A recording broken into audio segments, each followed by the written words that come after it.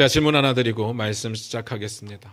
사랑하는 성도 여러분, 여러분은 구원받고 자유하십니까? 솔직하게 말씀을 드리겠습니다. 제가 예수 믿는 사람들을 정말 많이 만나잖아요. 아무래도 목사다 보니까 만나는 사람들이 전부 다 예수 믿는 사람들입니다. 그런데 예수 믿고 나서 자유함으로 사시는 분들을 거의 만난 적이 없습니다. 오히려 신앙생활의 짐을 가득 안고 버거워하시는 분들을 훨씬 더 많이 만납니다.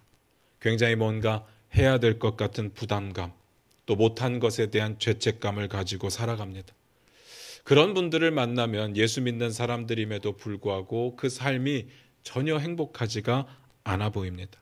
아니면 정반대로 제가 보기엔 전혀 아닌데 스스로 잘하고 있다고 속이면서 오히려 다른 사람들을 정죄하고 판단하는 사람들도 보게 됩니다. 이런 분들은 교만함으로 살아가는 거죠. 이건 자유함하고는 아무 상관이 없습니다. 잘 들어보시기를 부탁을 드려요. 사도 바울이 이렇게 이야기를 했습니다. 갈라디아서 5장 1절인데 우리 화면 보시면서 같이 읽겠습니다. 같이 읽습니다. 시작. 그리스도께서 우리를 자유롭게 하려고 자유를 주셨으니 그러므로 굳건하게 서서 다시는 종의 멍에를 매지 말라. 그리스도께서 우리에게 자유를 주셨는데 그 이유가 뭐냐면 자유롭게 하시려고 자유를 주셨다는 거예요. 너무 당연하잖아요. 여기에 아멘입니다. 그런데 그 다음 이야기에 이렇게 나옵니다. 종의 멍에를 다시는 매지 말라. 이 구절을 읽는데 저는 약간 갸우뚱해졌습니다. 아니, 이미 자유인이 되었는데 뭐하러 종의 멍에를 다시 매겠습니까? 세상에 도대체 어떤 사람이 자유인임을 포기하고 종의 멍에를 지기를 원하는 사람들이 있겠습니까? 상식적으로 안 그렇습니까? 그런데 있으니까 이 이야기를 하는 겁니다. 그냥 단순하게 있는 정도가 아니라 많으니까 이렇게 이야기를 하는 거예요. 없으면 말할 필요가 없죠. 잘 생각해 보시기 바랍니다. 여러분 스스로도 한번 점검해 보시고 스스로 한번 질문해 보시기를 부탁을 드려요. 여러분은 종의 멍에에 자유하십니까? 종의 멍에가 뭐냐면요. 앞에서 말씀드린 대로 뭔가를 해야 될 것 같은 부담감, 못한 것에 대한 죄책감, 그리고 스스로 잘하고 있다고 생각하는 교만함. 그런 것들을 이야기하는 겁니다. 그래도 감이 안 오십니까? 제가 좀 더 구체적으로 말씀을 드릴까요? 이미 구원은 받았지만 우리의 마음 가운데 그 구원을 빼앗기지 않기 위해서 뭔가 계속 해야 될 것 같은 부담감이 있다고요. 그리고 우리의 구원이 완전하지 않은 것 같아서 그 모자람을 채우고자 하는 노력이 우리의 삶 가운데 있습니다. 그래서 이런 생각들 많이 합니다. 성경 좀 덜 읽으면 하나님께서 우리를 피하실 것 같고 기도 좀 덜하면 하나님께서 우리를 버리실 것 같아서 불안에 떠는 분들이 있습니다. 11조 안 하면 벌 받을 것 같고 주일에 교회 안 나가면 지옥 갈 것 같습니다. 오해하지 마시기를 부탁드려요. 제가 이렇게 이야기하면 항상 다른 쪽만 보시는 분들이 계신데 주일 성수해야 되고요. 11조 하셔야 되고 말씀 읽어야 되고 기도해야 됩니다. 다만 이런 것들을 못한다고 해서 우리가 지옥에 가느냐? 그게 아니라는 이야기입니다. 무슨 말인지 아시겠습니까? 우리가 구원을 받은 게 우리의 행위로 받은 게 아니잖아요. 전적인 하나님의 은혜입니다. 하나님의 사랑입니다. 그런데 우리의 행위가 좀 실수하고 좀 모자르다고 해서 그 구원을 빼앗기느냐? 우리의 능력으로 받은 게 아닌데 절대로 그럴 수 없다는 이야기예요. 우리의 믿음이 진짜라면요.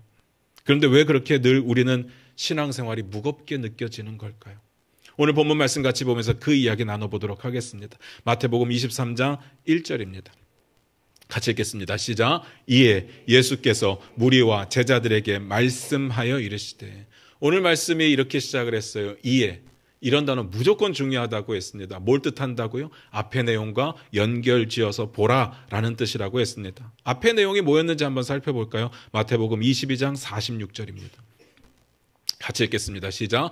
한마디도 능히 대답하는 자가 없고 그날부터 감히 그에게 묻는 자도 없더라. 이 내용과 연결되어서 이해입니다. 뭔 상황인지 아시겠죠?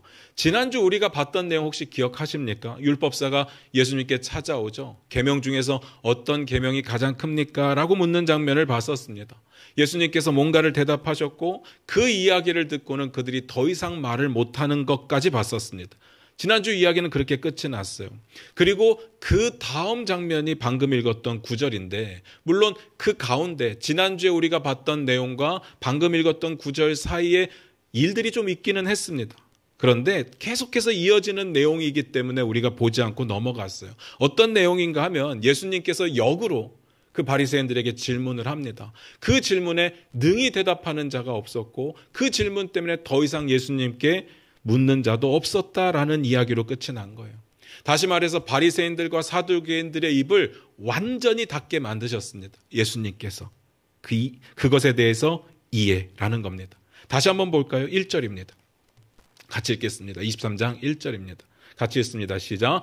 이에 예수께서 무리와 제자들에게 말씀하여 이르시되 그들의 입을 꼭 닫아버리고 이에 예수님께서 무리와 제자들에게 이야기를 시작하는 겁니다. 여기 보니까 무리라고 되어 있거든요. 그런데 이 무리는 어떤 무리인지는 잘 모르겠어요. 불특정 다수의 유대인들을 말하는 걸 겁니다. 다만 지금까지 우리가 성경 속에서 봐왔던 상황들을 어느 정도 지켜봤던 사람들일 가능성이 큽니다. 바리새인들이 예수님께 찾아와서 딴지를 걸었는데 실패. 그들이 실패하는 모습을 보고 사두개인들이 찾아와서 딴지를 걸다가 실패. 그들이 실패하니까 율법사가 찾아와서 딴지를 걸다가 실패. 그 모든 장면을 어느 정도는 지켜본 사람들에게 이야기를 하는 거죠. 그리고 플러스 제자들입니다. 그러니까 그들에게 이렇게 말씀을 하시는 겁니다. 23장 2절 같이 봅니다. 같이 읽겠습니다. 시작. 서기관들과 바리새인들이 모세의 자리에 앉았으니. 지금 서기관들과 바리새인들과 계속 마찰이 있었잖아요. 그리고 그들의 입을 다물게 하셨습니다. 그리고는 서기관들과 바리새인들에 대해서 이야기를 하시는데 모세의 자리에 앉았답니다. 어려운 표현입니다. 모세의 자리에 앉았다는 말이 뭔 말일까? 솔직하게 잘 모르겠습니다. 다만 정황상 흘러오는 정황상 추측을 하는데 자리는 진짜 자리라고 눈에 보이는 자리라기보다는 모세가 율법에 대해서 가지고 있던 권위를 말하는 것 같아요. 그러니까 모세의 자리에 앉았다는 말은 사두개인들과 바리새인들이 율법의 권위를 가지고 있는 사람들이었다라는 이야기일 겁니다. 한번 생각을 해보세요. 하나님께서 시내산에서 모세에게 율법을 주셨습니다. 다시 말해서 하나님의 율법을 하나님께 받아서 사람들에게 전달해 준 사람이 모세예요. 잘 생각해 보세요. 아무나 할 수 있는 일이겠습니까? 수많은 이스라엘 중에서 그 한 사람 모세를 선택해서 이 일을 맡기신 거예요. 그리고 여러분 생각해 보세요. 모세가요, 율법을 전달했습니다. 하나님의 법을 전달했어요. 그에게 주어지는 권위가 어떠했을지 상상이 가십니까? 그렇다면 서기관들과 바리새인들이 모세의 권위를 가졌다는 말은 뭔 말이냐? 이렇게 생각을 해볼게요. 모세가 법을 전달할 때만 해도 모세가 있었잖아요. 존재했기 때문에 법 해석과 적용에 대해서 큰 어려움이 없었습니다. 그럼 모르면 하나님께 여쭤보면 돼요. 하나님께서 다 가르쳐 주실 겁니다. 그런데 시간이 지나면서 모세 죽었어요. 그리고 하나님께서는 점점 말씀하시는 횟수가 줄어들기 시작합니다. 맨 마지막, 구약 맨 마지막에 가서 보면 하나님께서 더 이상 말씀하시지 않는 기간도 보입니다. 게다가 그들의 삶이요, 시간이 지나면서 많이 복잡해집니다. 몇천 년이 지나는 상황 가운데 율법을 받을 때와 동일한 삶의 모습을 살아가지 않습니다. 그래서 율법을 가지고 바로 적용하기가 꽤 어려워졌습니다. 뭔가 딱 맞는 상황이 없어 보입니다. 그리고 시대가 달라지면서 원래 뜻을 읽었을 때는 그냥 이해가 됐었어도 이제는 이해가 되지 않는 부분들도 많아졌습니다. 지금 우리가 그렇잖아요. 성경을 읽는다고 다 이해가 되는 게 아니잖아요. 성경의 내용을 가지고 우리의 삶에 적용하려고 하는데 다 딱 맞아떨어지는 것도 아닙니다. 그러니까 법을 해석해주고 그것을 어떻게 적용할까를 가르쳐주는 사람들이 필요했습니다. 우리에게 성경 신학자들과 설교자가 필요한 것처럼. 그런 사람들이 누구였느냐? 그 당시에 서기관들과 바리새인들이었다고 보시면 됩니다. 모세의 자리에 앉았다는 말이 그 뜻입니다. 그들이 어쨌든 율법을 가지고 다루는 사람들이고 연구하는 사람들이다 보니까 모세와 같은 권위를 주장하게 되었을 것이고 율법을 전해야 되니까요. 그리고 사람들조차도 그들의 그 권위를 어느 정도 인정해 주는 분위기였던 것으로 보입니다. 그걸 그들이 모세의 자리에 앉았다고 예수님이 표현을 하셨습니다.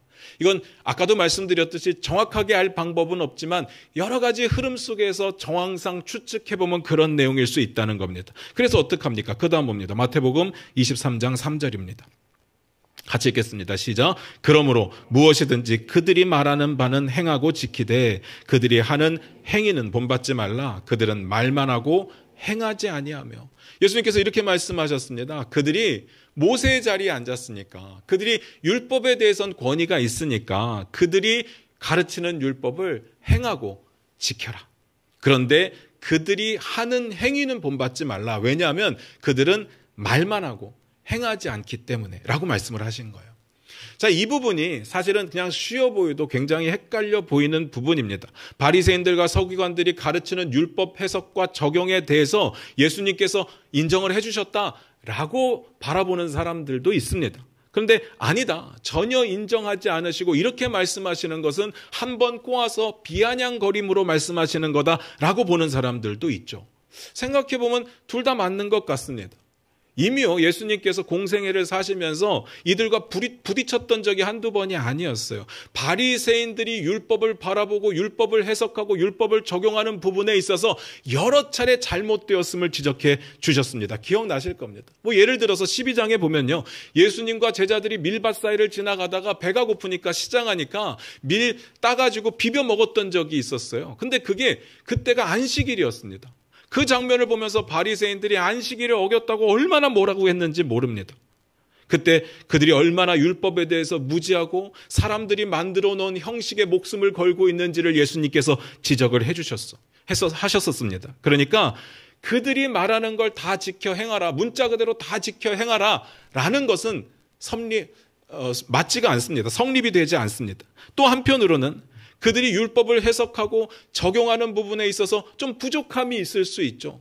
지금의 목사들도 마찬가지입니다. 제가 앞에도 말씀드렸듯이 이 부분은 잘 모르겠습니다 라고 하는 부분들이 있고, 신학자들도 여전히 싸우고 있는 부분들이 있어서 정확하게 모르는 부분들이 있어요. 그런데 그들이 가르치는 것이 결국은 율법이기 때문에 율법 자체를 지키라 라고 말하신 것으로 볼 수도 있습니다. 애매하죠. 둘 다 맞는 것 같고 둘 다 틀린 것 같아요. 그런데 오늘은요, 그 문제의 해답을 찾는 게 포인트가 아닙니다. 항상 우리는 이런 데 걸려버리면 다음에 나가지를 못하는데, 여기서 중요한 포인트가 뭐겠습니까? 그들은 말은 하는데 행함이 없다는 거예요. 예수님의 포인트는 여기에 있는 거고, 그들의 문제를 지금 지적하시는 중입니다. 오늘 이야기가 흐름 가운데 그렇게 나오는 거잖아요. 종교 지도자들과 기득권자들의 문제가 항상 그런 거였잖아요. 말은 많은데 행함이 없어요. 열심히 지키는데 알맹이가 없어요. 열심히 지키는데 그 마음 가운데 사랑이 없습니다. 그 부분을 말하는 거죠.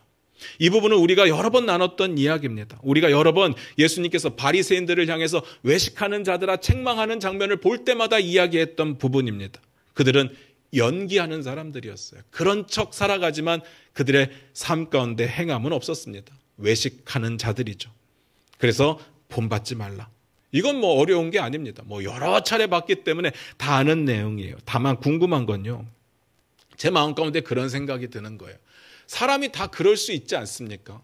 사람이 다 어느 정도는 사람들에게 보이려고 살아갑니다. 저 역시도 사람들에게 보이려고 사는 부분들이 있습니다. 목사이기 때문에 제 모든 것들을 다 드러내고 보여줄 수가 없습니다. 그렇게 해서 남는 게 없기 때문에. 그걸 그냥 단순하게 외식하는 자라고 말할 수는 없잖아요. 그런데 이해되는 부분이고 우리 다 그렇게 사는데 왜 예수님은 바리새인들만 보면 이렇게 화를 내시고 책망을 하실까?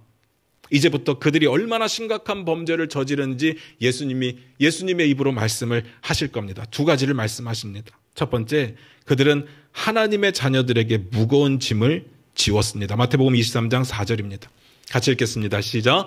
또 무거운 짐을 묶어 사람의 어깨에 지우되 자기는 이것을 한 손가락으로도 움직이려 하지 아니하며. 제가 세상의 종교와 우리 기독교의 차이점을 여러 차례 설명을 드렸던 적이 있었어요. 세상의 종교는 내가 소위 치성을 드리면 그들이 믿는 신의 마음을 어느 정도 바꿀 수 있다고 가르칩니다. 그래서 나를 위해서 움직여줄 수 있다고 가르칩니다. 그래서 더 많은 치성을 요구하죠. 그런데 기독교는요, 내가 열심히 치성을 드린다고 해도 하나님의 정해진 뜻을 바꿀 수 없다고 가르치죠. 오히려 하나님의 뜻이 분명할 때 내가 내 뜻을 꺾고 하나님의 뜻에 맞춰야 된다고 가르칩니다. 세상의 종교는요, 내가 믿는 신을 감동시키기 위해서 엄청난 짐을 사람들에게 지워줍니다. 뭘 해야 되고, 뭘 하지 말아야 되고, 뭘 드려야 되고. 그러니까 그들의 신이 그들을 위해서 움직여주지 않을 때, 마음을 바꾸지 않을 때 문제가 뭐겠습니까? 정성이 부족한 겁니다. 그들이 열심히 하지 않은 겁니다. 그러니까 더 하라고 이야기합니다. 더 내라고 이야기를 해요. 더 내면 누구에게 유익이겠습니까? 종교 지도자들에게 유익한 겁니다. 왜냐하면 그들이 믿는 신은 존재하지 않으니까. 근데 기독교는요, 내가 열심히 한다고 해서 하나님의 정해진 뜻을 바꿀 수 없다고 가르치잖아요. 그런데 정반대로 하나님은 우리가 아직 죄인 되었을 때 우리를 사랑하셨어요. 그래서 하나밖에 없는 독생자 예수 그리스도를 우리를 위해서 죽게 만드셨어요. 그걸 사랑이라고 이야기를 합니다. 거기에는요, 우리의 노력이 필요가 없어요. 우리의 능력도 필요 없습니다. 우리의 의도 필요 없어요. 우리의 상태와 아무 상관없이 하나님이 우리를 사랑하셔서 구원의 길을 열어주셨습니다. 그럼에도 불구하고 하나님께서는 선을 주신 거예요. 우리의 악함에도 불구하고 하나님은 가장 좋은 선물을 주신 거죠. 그게 은혜입니다. 그리고 하나님이 우리에게 원하시는 게 뭐겠습니까? 그 은혜 가운데 자유함을 누리는 거예요. 종의 멍에를 지는 게 아니라 자유함을 누리는 거예요. 갈라디아서 5장에서 봤잖아요. 우리를 자유함을 주신 이유가 뭐래요? 자유롭게 하시려고. 절대로 무거운 짐을 주는 게 아닙니다. 뭔 말인지 아시겠습니까? 우리의 기독교는 그래요. 그런데 바리새인들과 서기관들이 율법을 통해서 뭘 주장했느냐? 이방 종교들 같이 한 거예요. 그들에게 엄청난 종교적인 무게의 짐을 지워주었습니다. 뭘 해야 되고 뭘 하지 말아야 되고 그것도 디테일하게 아주 상세하고 구체적으로 그리고 많이. 한 가지의 율법이 있다면 거기에 세부적으로 뻗어나오는 지키는 방법들을 심지어는 수십 가지씩 만들어서 그들에게 가르쳤습니다. 왜 그랬을까요? 궁금하지 않습니까? 뭐하러 그랬을까? 뭐 남는 게 있다고. 처음에 그들이 율법의 적용점을 가지고 고민했을 때는요, 분명히 사람들이 어떻게 하면 하나님의 법을 어기지 않고 잘 지키게 할 수 있을까? 이 부분이 고민이 되었을 겁니다. 사람들이 하나님을 잘 믿게 하는 거, 그들이 고민했던 건 그 부분이었을 거예요. 그런데 점점 하다 보니까 신기한 걸 발견하게 됩니다. 그 짐을 무겁게 지우면 지울수록 오히려 사람들이요, 자신들의 권위를 높여주는 것을 보게 돼요. 그걸 경험하는 겁니다. 물론 우연히 바뀌었죠. 그래서 더 이상 사람들이 어떻게 율법을 지킬 것이냐는 관심이 없습니다. 사람들에게 잘 보이기 위해서 율법을 더 강하게, 더 많이 지워주는 겁니다. 잘 보인다는 게 다른 게 아니에요. 뭐 그들에게 아부하고 그들을 칭찬하고가 아니라 우리가 잘 지키고 있음을 보여주고자 하는 거예요. 우리가 대단한 사람이라는 걸 보여주고자 하는 겁니다. 그들이 발견한 원리가 너무 간단하잖아요. 사람들을 어렵게 만드니까, 사람들에게 무거운 짐을 지우니까 자기들을 존경하는 거예요. 자기들을 존중하는 겁니다. 우리도 동일하게 그 부분에 약하다는 걸 아셔야 돼요. 여러분 아셔야 됩니다. 강단에 서서 강하게 말하고 심하게 요구하면 이상하게 사람들이 아닌 것 같으면서도 심하게 얘기하고 강하게 말하는 사람을 따라가게 되어 있습니다. 물론 튕겨져 나가는 사람들도 있지만 대부분은 그 무게감에 짓눌려서 그 무게를 어깨에 지고 그냥 가는 겁니다. 그래야 되나 보다 하고 살아가는 겁니다. 그걸 지적하시는 거예요. 그들이 모세의 자리에 스스로 앉아서 사람들의 어깨에 무거운 짐을 지워주고 있다. 말도 안 되죠. 말도 안 됩니다. 하나님의 역사는요, 이겁니다. 진리가 너희를 자유케 한다. 자유함을 주시는 게 하나님의 역사입니다. 하나님의 사랑입니다. 그런데 이 사람들이 했던 일은 뭔가 하면 자유함을 빼앗는 거예요. 오히려 옛날에 그 종의 멍에를 다시 지우는 겁니다. 그래야 통제하기가 쉽거든요. 그래야 자신들의 권위가 올라가거든요. 그들이 심각하게 저지르던 범죄가 이거였습니다. 이게 첫 번째 범죄함이에요. 이 부분은 결론에 가서 제가 더 말씀드릴게요. 두 번째, 하나님의 자녀들이요, 뭣도 모른 채 그들을 닮아가려고 했습니다. 마태복음 23장 5절 7절입니다. 같이 읽겠습니다. 시작. 그들의 모든 행위를 사람에게 보이고자 하나니 곧 그 경문띠를 넓게 하며 옷수를 길게 하고 잔치의 윗자리와 회당의 높은 자리와 시장에서 문안받는 것과 사람에게 랍비라 칭함을 받는 것을 좋아하느니라. 그들이 하는 행위들은요, 전부 다 사람들에게 보이고자 하는 행위였어요. 제가 앞에서 말씀드렸듯이 그들을 뭐 칭찬하고 아부하고 이게 아니라 우리가 대단하다, 사람들이 보기에 좋은 사람인 것처럼 보이고자 노력하는 거였습니다. 첫 번째로 경문의 띠를 넓게 했다. 경문이 혹시 뭔지 아십니까? 지난주에 우리가 봤던 내용 중에 예수님이 말씀하셨던 첫 번째 가장 크고 첫 번째 되는 계명이 뭐였는가 하면요. 마음을 다하고 뜻을 다하고 힘을 다하여 여호와를 사랑하라라는 것이었습니다. 이 구절이 율법을 관통하는 원칙이고 원리라고 말씀을 드렸고 예수님은 이것이 크고 첫째 되는 계명이라고 말씀을 하셨어요. 그리고 이 구절이 그냥 갑자기 튀어나온 이야기가 아니라 신명기서에 이미 나와 있는 이야기여서 모든 사람들이 다 동의하는 내용이라고 했습니다. 그러면서 제가 드린 이야기가 이 구절이 너무 중요했기 때문에 신명기서에서는요, 이 구절을 항상 기억하고 항상 기록하라고 가르치면서 이렇게 말한다고 했어요. 신명기 6장 8절인데 우리 화면 보시면서 같이 읽겠습니다. 같이 읽겠습니다. 시작. 너는 또 그것을 내 손목에 메어 기호를 삼으며 내 미간에 붙여 표로 삼고. 여러분들 같으면 이 구절을 읽고 어떻게 생각하겠습니까? 아, 이거 비유법이구나, 은유법이구나, 더 열심히 읽어야 되나 보다 했을 텐데 유대인들은요, 이 구절을 진짜로 써가지고 네모난 상자에 넣어가지고 그것을 여기다가 붙이고 다녔습니다. 그런데 그걸 아주 크게 했다는 거예요. 그게 경문이에요. 그걸 아주 넓게 했다는 거예요. 왜 넓게 하겠습니까? 지나가다 봐도 그게 있다는 걸 보여주기 위해서. 왜 그렇게 하겠습니까? 우리는 율법에 대해서 최선을 다하는 사람들이라는 걸 보여주기 위해서. 우리 믿음 좋은 사람들이고 열심히 하는 사람들이고. 두 번째로는 옷수를 길게 했답니다. 이것도 하나님의 명령이에요. 민수기 15장 38절인데 우리 화면 보시면서 같이 읽을게요. 같이 읽습니다. 시작. 이스라엘 자손에게 명령하여 대대로 그들의 옷단 귀에 술을 만들고 청색끈을 그 귀에 술에 더하라. 옷술이 뭐냐면요, 이게 천 같은 거 끄트머리에 붙이는 술을 이야기하는 거예요. 술 뭔지 아시죠? 마시는 술 말고 붙이는 술이요. 그거를 엄청 크게 달았다는 겁니다. 하나님이 이 명령을 주셨던 이유가 있어요. 이 수를 볼 때마다 하나님의 계명을 떠올리고 자신의 삶을 뒤돌아보면서 하나님 앞에 다시 결단하고 회개하는 그 삶을 원하셨던 거예요. 그런데요, 이들은 이걸 그냥 크게 달았어요. 왜 크게 달았겠습니까? 우리가 잘 그러고 있다는 걸 보여주기 위해서, 우리의 믿음이 굉장히 좋다는 걸 보여주기 위해서 모든 사람들이 볼 수 있도록 큰 수를 달았다는 이야기입니다. 세 번째, 잔치의 윗자리에 앉고 싶어 했고 회당의 높은 자리에 앉고 싶어 했어요. 어느 시대나 어느 무다나 모이는 자리가 있으면 상석은 존재하게 되어 있습니다. 그들은요, 상석에 앉고 싶어 했어요. 왜요? 상석이니까요. 그들은 높아지고 싶었으니까요. 상석은 높은 사람들이 앉는 거잖아요. 상석에 앉으면 상황을 모르는 사람들은 아, 저 사람이 높은 사람이겠구나라고 보는 겁니다. 그런 인정을 받고 싶어 했습니다. 네 번째는 시장에서 문안받는 것을 즐겨 했습니다. 이것은요, 그냥 일상적인 인사가 아닙니다. 뭐 잘 사십니까? 잘 지내십니까? 이런 게 아니에요. 마치 정치인들이 시장에 가면요, 그를 지지하는 지지자들이 막 몰려와서 악수 한번 하려고 하고 사진 찍으려고 하는 그런 상황을 즐겼다는 이야기예요. 역시 이렇게 하면 효과가 있겠죠. 정치인들이 그렇게 하는 이유가 있겠죠. 손 한번 잡아주는 것도 의미가 있겠지만 많은 사람들이 찾아올수록 사람들은 그렇게 생각할 겁니다. 저 사람 참 인기가 있는 사람이구나. 참 대단한 사람이구나. 그걸 노린 겁니다. 다섯 번째, 랍비라고 불리는 것을 좋아했습니다. 랍비라는 말은요, 존경과 경의의 표현이었습니다. 랍비가 정말 성경을 가르치는 그런 직책으로 자리 잡는 건 한 2세기 정도이기 때문에 사람들이 랍비라고 부르는 것은 내가 당신을 존중합니다, 당신에게 가르침을 받고 싶습니다 라는 의미였어요. 그래서 예수님을 찾아온 사람들이 주여라고 부르지는 못하지만 선생님이요, 랍비어라고 불렀던 건 예수님의 가르침이 대단했기 때문에 일단 존중하는 마음이 깔려 있었던 겁니다.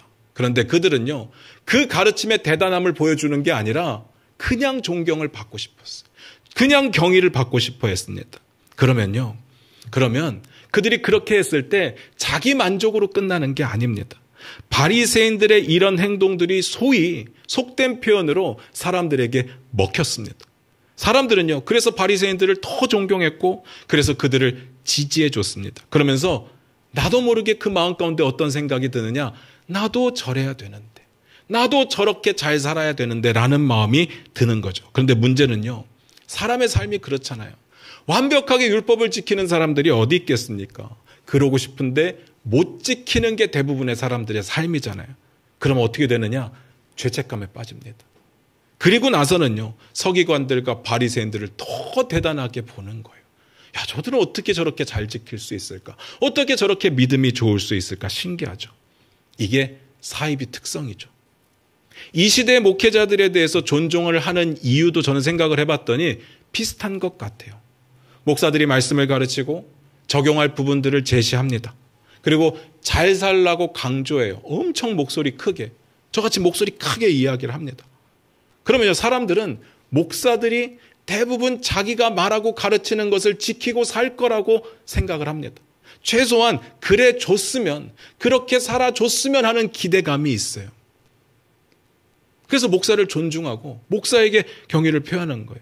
물론 우리 교회는 아니에요. 우리 교회는 그런 존중함이 아예 없는 교회예요. 그런데 꽤 많은 전통 교회들은요, 목사를 하나님만큼은 아니지만 사람들보다는 조금 높은 그 정도의 권위라고 생각을 합니다. 지위라고 생각을 해요. 그래서 목사 말이라면 다 들어요.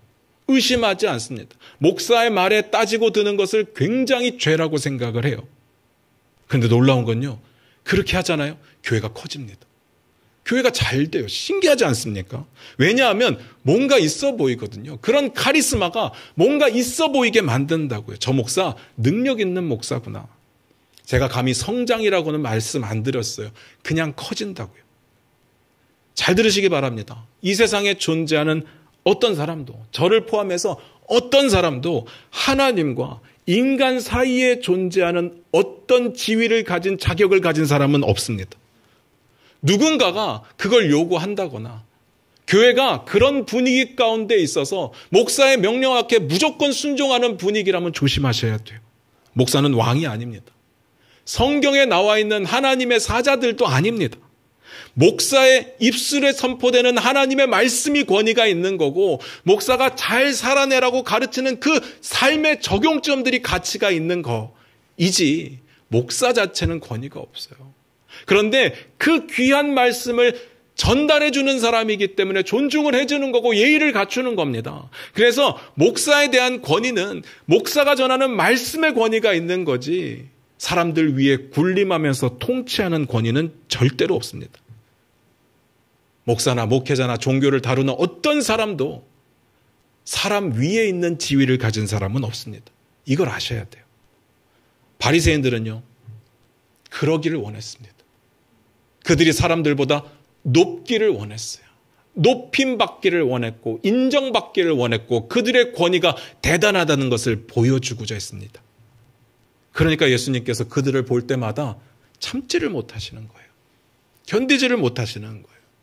그래서 그 다음에 이제 이런 이야기를 하십니다. 앞에서는 바리새인들과 서기관들의 문제점들을 쭉 지적하셨잖아요. 이제부터는 그것에 대한 우리가 지켜야 될 내용들을 이야기하시는데, 이제부터는 너희라고 표현을 하면서 이건 제자들에게만 주어지는 이야기입니다. 마태복음 23장 8절부터 10절입니다. 같이 읽겠습니다. 시작. 그러나 너희는 랍비라 칭함을 받지 말라.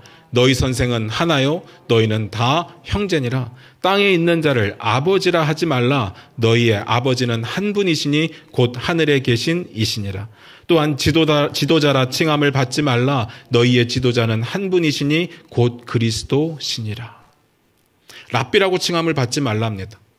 이유는 간단합니다. 예수님 한 분만이 랍비시거든요. 우리는요, 다 형제입니다. 형제들은요, 높고 낮음이 없어요. 다 같습니다. 아버지라 하지 말래요. 여기서 아버지는 육신의 아버지를 말하는 게 아닙니다. 이 당시 문화 가운데 굉장히 대단한 사람, 엄청난 사람들을 향해서 아버지라고 부르는 문화가 있었거든요. 이런 높임, 이런 인정 거절하라는 이야기예요. 왜요? 아버지는 하나님 한 분이시니까. 어떤 경우에도 우리 인간이, 우리 사람이 이런 하나님에게 향하는 이런 높임을 받을 이유가 전혀 없습니다. 그런 높임을 받고 싶고자 하는 마음이 있다면 그건 교만함이고요. 그리고 그런 높임을 주는 사람들은 여러분들이 정중하게 거절하시기를 부탁드립니다. 또 지도자라고 불리는 것도 거절하랍니다. 이유는 예수님 한 분만이 지도자가 되시니까, 인도자가 되시니까요. 가끔 가다 보면 교회에 내 사람, 내 제자를 만들려고 하시는 분들이 굉장히 많습니다. 저도 목회를 해보니까 알겠습니다. 내 편에 있는 사람들이 있어주면 얼마나 목회하기가 든든하고 힘이 되는 줄 모르겠어요. 그런데 목회자들의 역할은요, 내 제자를 만드는 게 아닙니다. 예수님의 제자를 만드는 거예요. 무슨 말인지 아시겠습니까? 저도 제가 가르쳤던 청년들, 학생들을 제자라고 자주 표현하는데 저 오늘 이후로 그런 표현 안 하기로 마음속에 다짐을 했습니다. 같은 의미는 아니겠지만 행여라도 제가 어느 순간에 그런 교만한 마음이 들까 봐서. 정리를 해보면요. 예수님께서 제자들에게 하나님 앞에 겸손할 것을 가르치고 계십니다. 스스로 높이는 행위 당연히 안 되고요. 누군가가 나를 높일 때 거절하라고 이야기를 하시죠. 그래서 결론이 뭐냐? 마태복음 23장 11절 12절입니다. 같이 읽겠습니다. 시작. 너희 중에 큰 자는 너희를 섬기는 자가 되어야 하리라. 누구든지 자기를 높이는 자는 낮아지고 누구든지 자기를 낮추는 자는 높아지리라. 이 이야기는 우리가 수도 없이 많이 봤던 이야기라서 길게 말씀은 안 드릴게요. 결론은 겸손하라입니다. 바리새인들과 서기관들의 그 모든 상황 가운데 그들을 보시면서 하신 이야기의 결론은 겸손하라. 이 겸손은 아이고 잘해요, 아이고 못해요 이게 아니라 하나님을 전적으로 의존하고 하나님 앞에 엎드리라는 이야기죠. 다 아는 이야기입니다. 근데 저는요, 제가 앞에서 그런 이야기를 드렸어요. 이 자유함에 관한 이야기를 이야기하면서 나중에 뒤에 가서 보도록 하자고 말씀을 드렸습니다. 그래서 우리가 첫 번째로 봤던 이 자유함과 결론적으로 나와 있는 이 겸손함을 연결지어서 생각을 해보기를 원합니다. 제가 하나님 나라를 엄청 강조합니다. 삶의 자리에서 하나님 나라를 살아내십시오. 하나님의 왕권과 주권을 인정하는 삶을 사십시오. 그런데 하나님 나라를 살아가는 그 삶이 너무 무거운 것은 아니거든요. 너무 힘든 것은 아닙니다. 이건 우리가 기쁨으로 살아갈 수 있는 부분이에요. 잘 생각해 보세요. 예수님의 말씀은 이겁니다. 수고하고 무거운 짐진 자들아 다 내게로 오라. 내가 너희를 쉬게 하리라. 쉼을 주시기를 원하셨어요. 예수님의 요구는요, 무거운 짐을 지는 게 아닙니다. 무거운 짐이 있다면 내게로 와서 다 내려놓으면 내가 너희에게 쉼을 주겠다는 거예요. 다윗은 이렇게 고백합니다. 여호와는 나의 목자시니 내게 부족함이 없다. 그가 나를 푸른 초장에 누이시고 쉴 만한 물가로 인도하신다. 주님이 인도하시는 푸른 초장 쉴 만한 물가는요, 아둥바둥 살아내야 되는 그런 게 아닙니다. 쉼이에요. 여기 어디에도 치열함은 느껴지지 않고 여기 어디에도 무거운 짐은 느껴지지가 않습니다. 오직 자유함만 있어요. 하나님은 우리에게 자유함을 선포하셨습니다. 그런데 우리는요, 이게 익숙하지가 않은 거예요. 자유한 게 익숙하지가 않습니다. 뭔가 무거운 짐을 져야 마음이 편안한 것처럼 느껴져요. 왜냐하면 우리의 과거의 습성이 종의 멍에를 지고 살았던 습성이기 때문에 그런 것 같아요. 그리고 누군가가 우리에게 짐을 지어주면 싫다고 하나님이 선포하신 거, 예수 그리스도가 선포하신 건 자유함입니다 라고 거절할 줄 알아야 되는데 그렇게 지워주는 것이 또 익숙한 겁니다. 그렇게 살아야 될 것처럼 생각하는 거예요. 거절하지 않습니다. 그러면서 늘 죄책감 가운데 자유함은 느끼지 못하면서 신앙생활이 재미가 있는 분들이 없어요. 항상 힘들어요. 항상 무겁다고 이야기를 합니다. 우리가 서론에서 봤던 내용이 있었습니다. 갈라디아서 5장 1절 다시 한 번만 읽어볼게요. 우리 화면 보시면서 같이 읽겠습니다. 시작. 그리스도께서 우리를 자유롭게 하려고 자유를 주셨으니 그러므로 굳건하게 서서 다시는 종의 멍에를 매지 말라. 예수님이 우리를 구원하신 이유, 자유롭게 하시려고. 자유함을 주신 이유, 자유롭게 하시려고. 그러려면 다시는 종의 멍에를 매지 말라. 그러면요, 여러분들이 여러분에게 종의 멍에를 지우려고 하는 사람들을 거절해야 되고 스스로도 종의 멍에를 져서는 안 되는 거예요.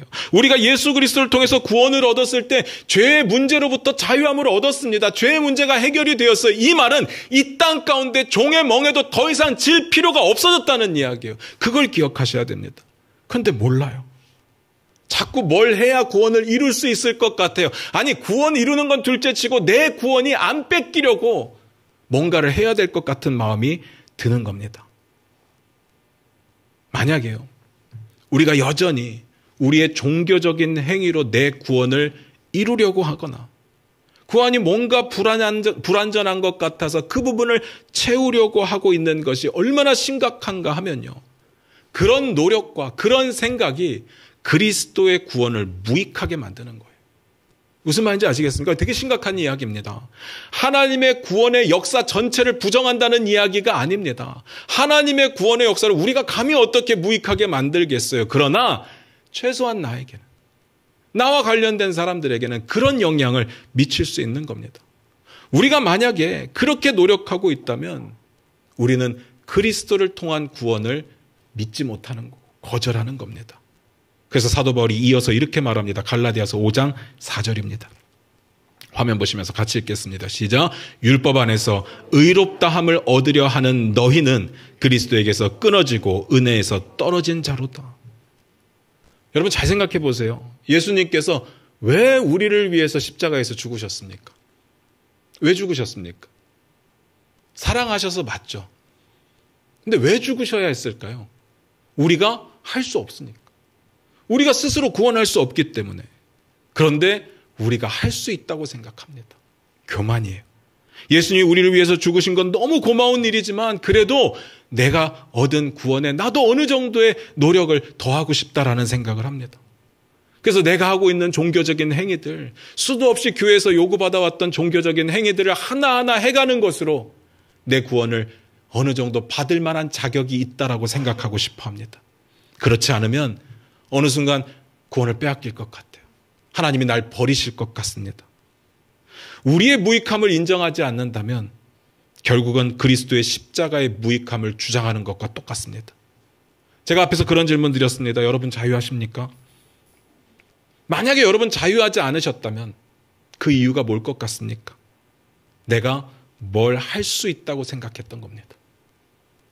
그러니까 자유하지 않은 거예요. 구원은 이미 받았습니다. 거기엔 내 노력이 없어요. 내 의의가 없습니다. 오직 하나님의 사랑이에요. 하나님의 은혜입니다. 그런데 내가 뭘 할 수 있다고 생각하니까 자유함이 없는 거예요.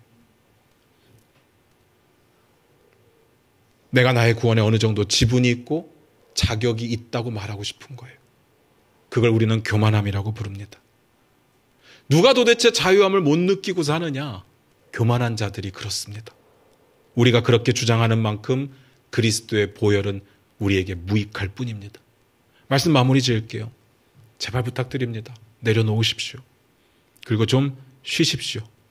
하나님의 사랑에 감사가 먼저입니다. 다시 말씀드리지만 구원의 역사에 있어서 내가 이룰 수 있는 업적은 한 개도 없습니다. 한 개도 없어요. 내가 받은 은혜에 감사하기 때문에 열심히 사는 거예요.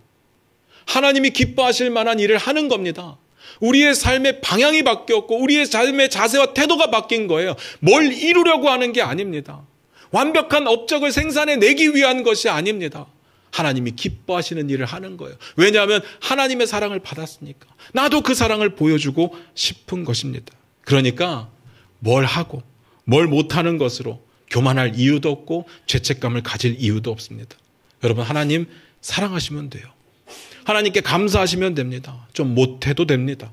여러분 자유하십시오. 다만 하나님을 향한 사랑이 없다면 그건 진짜 심각한 겁니다. 그래서 예수님께서요. 율법사들이 찾아와서 이렇게 물었잖아요. 계명 중에 가장 큰 게 뭡니까? 그때 예수님 뭐라고 대답하셨다고요? 사랑하라. 주 너의 하나님을 마음을 다하고 뜻을 다하고 힘을 다해서 사랑하라. 그리고 내 이웃을 내 자신과 같이 사랑하라. 사랑입니다. 사랑하기 때문에 하는 거예요. 사랑하는 자들은 자유함 속에 살 수 있습니다. 우리를 자유롭게 하시려고 우리에게 자유를 주셨다잖아요. 우리의 마음 가운데 두 가지 버리십시오. 죄책감 그리고 정죄하는 판단의 마음. 이 두 가지는 꼭 버리셔야 됩니다. 우리가 말씀대로 사는 건 하나님의 백성이기 때문에 당연한 것이라서 사는 겁니다. 기도하겠습니다.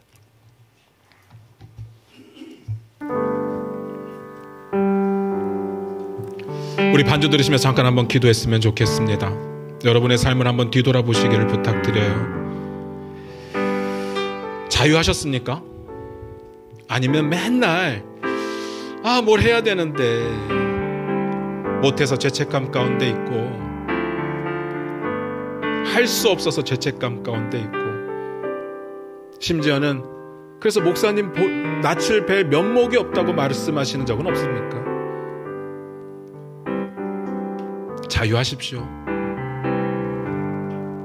우리 열심히 살아야 됩니다. 교회도 열심히 섬겨야 되고 최선을 다해서 해야 됩니다. 그런데 이건 조바심을 낼 문제는 아니고요. 스트레스 받을 문제도 아닙니다. 우리가 어떤 남겨야 될 업적이 있는 것도 아닙니다. 주님과의 관계잖아요. 내가 주님께 사랑받은 만큼 나도 할 수 있는 최선의 것으로 하나님께 사랑을 돌려드리고 싶은 겁니다. 사랑은 주는 거니까. 우리 이 시간 같이 기도했으면 좋겠습니다. 정말 쉽지 않은 걸 거예요. 10년, 20년, 30년 동안 그렇게 살아왔을 겁니다. 뭘 해야 된다고, 아니면 죄라고, 죄면 하나님 싫어하시고, 그러면 난 버림받을 것 같고 나는 지옥에 갈 것 같은 그런 부담감과 위협과 협박을 받아왔을 겁니다. 그런데 우리 하나님 우리에게 자유함을 선포하십니다. 너희를 자유롭게 하려고 자유하게 만드셨다고 말씀하세요. 자유하십시오. 대신 사랑하십시오. 율법의 무게를 지라는 게 아니라 사랑으로 실천하라는 겁니다. 우리 이 시간 그렇게 결단합니다. 사랑하기를 원합니다. 하나님을 사랑하니까 우리의 삶의 방향을 하나님께 드리기를 원합니다. 우리 다 같이 그렇게 고백하며 나아갑니다. 기도하겠습니다.